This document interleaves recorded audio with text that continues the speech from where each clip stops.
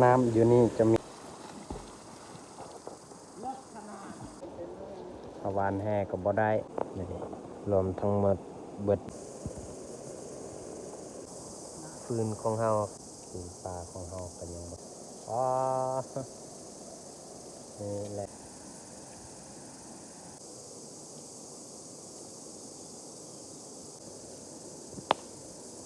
กราบทักทายสบายดีเมื่อหมู่สุคนยินดีต้อนรับเข้าสู่ซองเบาปอกตอนเที่ยงมื้อนี้เบาปอกก็สิไปนำเบาเบกับพอเนาะเพราะว่าพวกเพิ่น2คนไปวานแฮส่วนเฮาวังกี้คาเวียกก็เลยมาซาจังใดกับทุกคนติดตามเบิ่งว่าเฮาไปเจอพวกเพิ่น2คนบอนใดปลาน้ำล้นเนาะมันออกจากบ่อของมันนี่พอกับพี่อายก็เริ่มกลางมองเนาะเฮามาซาเพราะว่าคาไปส่งอายของเฮาก็เลยมาซามันบ่เลิกจะยืน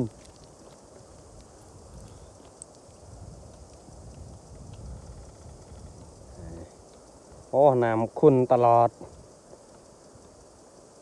เลิกได้บ่นี่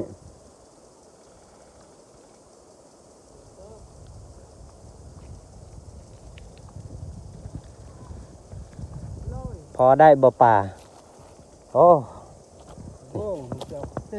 ปาดพอได้ปลาตัวใหญ่ตัวหนึ่งนี่โอ้พอได้อาหารอยู่มีเพิ่นหมด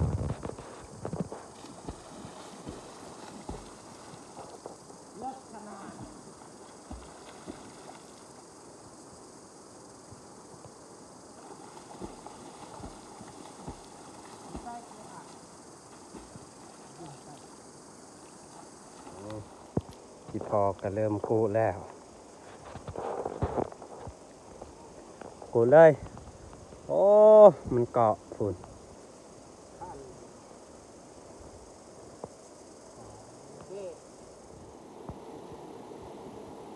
นี่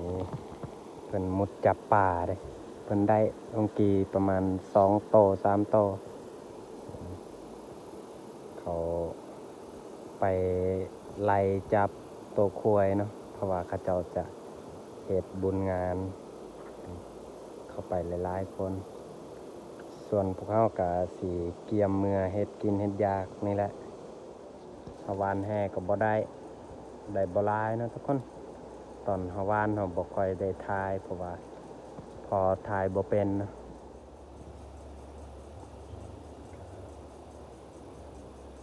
เฮาเมื่อเฮ็ดกินเฮ็ดยากอยู่พุ่นนะบ่อนเฮาพักบ่อนเฮาปะเครื่องเนาะ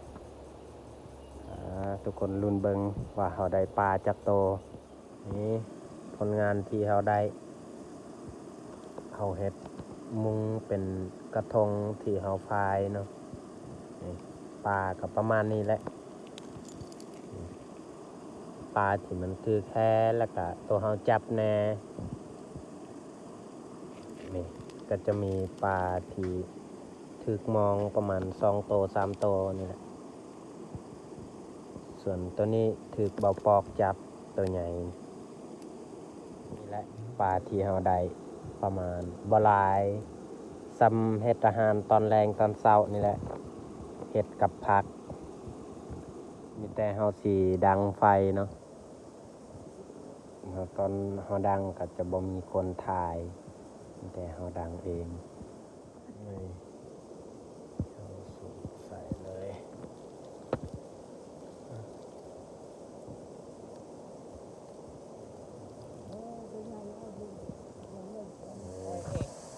พอ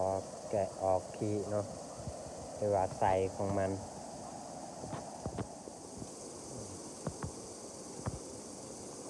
ส่วนเฮาเฮ็ดกินก็คือมีแต่ปลาตัวน้อยเพราะว่าพ่อเป็นคนคิดทีเนาะเพิ่นอยากเอาเมื่อบ้านอยากมาฝากพ่อแม่หรือว่าลูกหลานอยู่เฮือนเนาะพอเพิ่นดีใจที่เฮาได้ปลาตัวใหญ่ ว่าป้าดดนเถื่อและบ่ได้ลงห้วยมาเห็นมือนี้เนาะพอลงไปน้ำเฮากับเบาเบส่วนผู้ห้ากับเฮานี่แหละมุดจนเจ็บคอคันคือแต่กี้นี่เอาไปหาข้าวเดียวกับพอเฮาก็ได้แล้วปลาแต่ว่าช่วงนี้ปลาเป็นค่อนข้างยากแล้วเฮาหาจนเมื่อยเอาแกะออกขี้เนาะส่วนปลานี่เฮาบ่แกะออกขี้ก็ได้เพราะว่าเฮาแต่ละเทื่อเฮากินกับขี้ของมันบ่คือคันปลาตัวใหญ่ตัวนี้เฮาจะแกะเพราะว่ามันตัวนี้มันกินเปื้อนดักส่วนปลาตัวใหญ่พอกับสิว่าให้เฮาเอามือบานปลาค่อนข้างใหญ่เฮาก็สิเอามือส่วนปลาตัวน้อยเฮาสิเฮ็ดกินเนาะ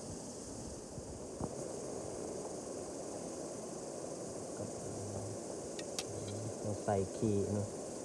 ขี้ตัวนี้แซ่บคือเพียดเลยโอ้ยจุดองฟืนของเฮาก็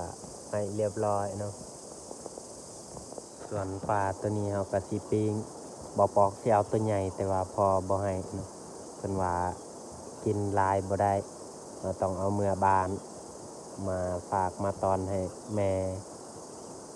เดี๋ยวเฮาสิจีเนาะหรือว่าปิ้งนี่ผักกูดที่พอเก็บได้เพิ่นได้หลายตัวหลายอยู่นี่โอ้คักเอาหยอกเห็ดหยอกแซ่บขนาดกับผักกูด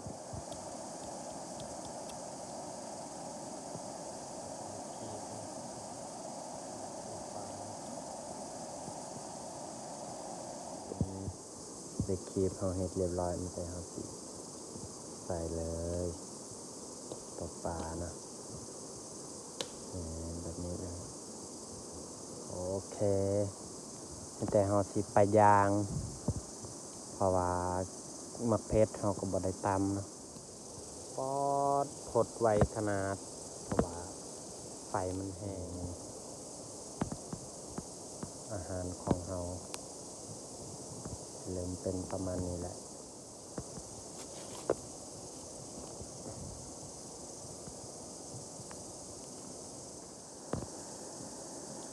เป็นบอเบเป็นยอกมันยอกปลาบ่แมนลามมันยอกเอาเพราะว่าสิกินลามปลากะยันบ่พอพูนที่พอคามไปตัดกระบังนะกระบังเพื่อสีเอาเมื่อบานบ่ให้มันเน่าตัวปลา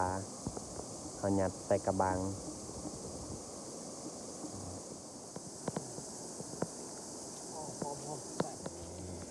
พอเพิ่นพาแม่พุงเนาะพาเครื่องเขาสิทอกเลย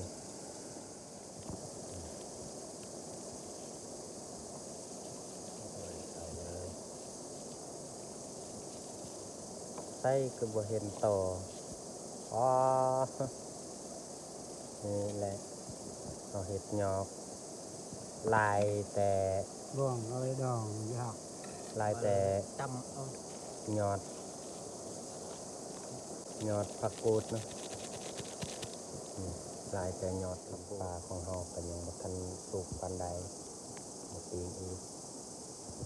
สุกมาทุกคนกินข้าวนำกันกินข้าวตอน2 โมงแต่ว่ามันใกล้เที่ยงแล้วนั่นแหละใกล้เที่ยงแล้วยอด3 โมงแล้วพี่น้องอยากเอาแห้งแต่จะมีพอแล้วก็เบาเบ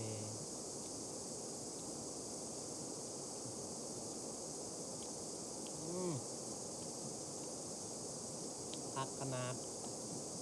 หอมนี่หรือว่าใส่ของมันหอมใส่อันนั้นแห้งพริกไทยคนไทยเกิดแต่ว่าเราเอาแห้งนะแห้งนึง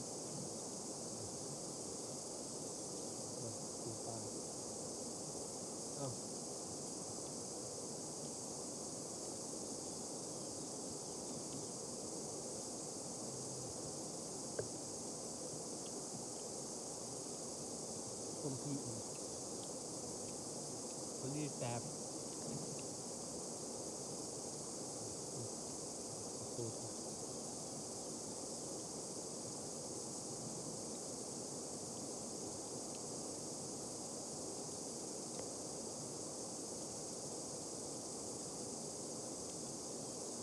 เฮาอยู่เพื่อนแต่บ่ได้อาหารกิน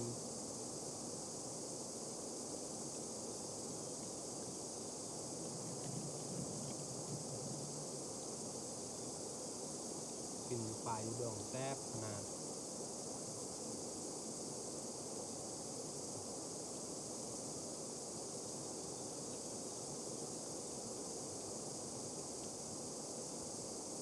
แซ่บพี่น้องเอ้ย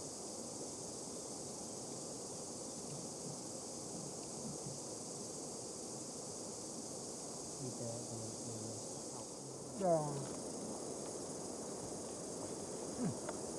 เขายังไล่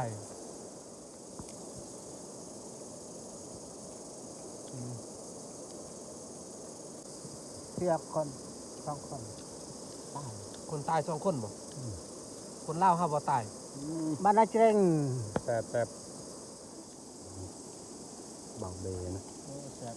ปลาธรรมชาติต้องแซ่บอันนี้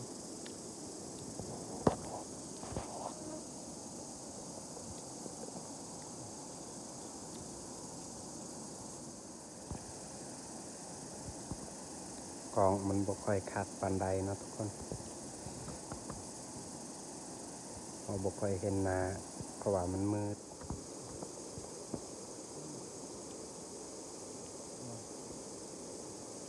ออกกันเอาดอกขึ้นเลย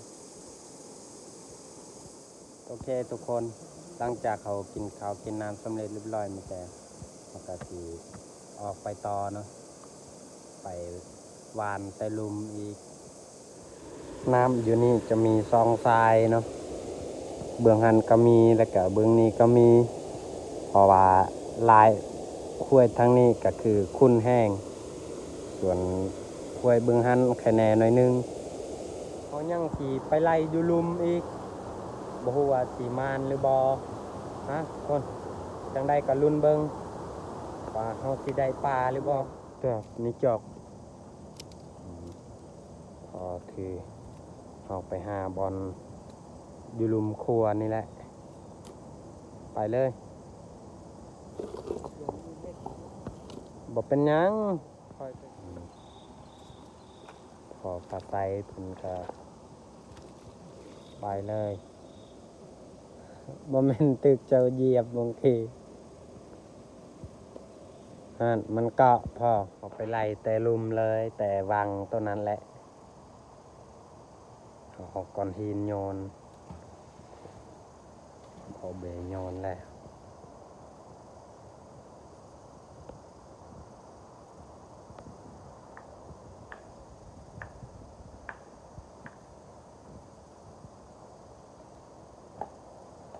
พอไล่ป้าก็บ่ได้พ่อโตเพราะว่ามันบ่ถึกเนาะเพียงแต่เมื่อยเฮามุดจกออกตัวมันเกาะโอเคทุกคนสำหรับคลิปนี้ก็สิจบลงเพียงเท่านี้อย่าลืมฝากกดไลค์กดแชร์กดติดตามเพื่อเป็นกำลังใจให้เบาปอคลิปต่อไปขอขอบใจ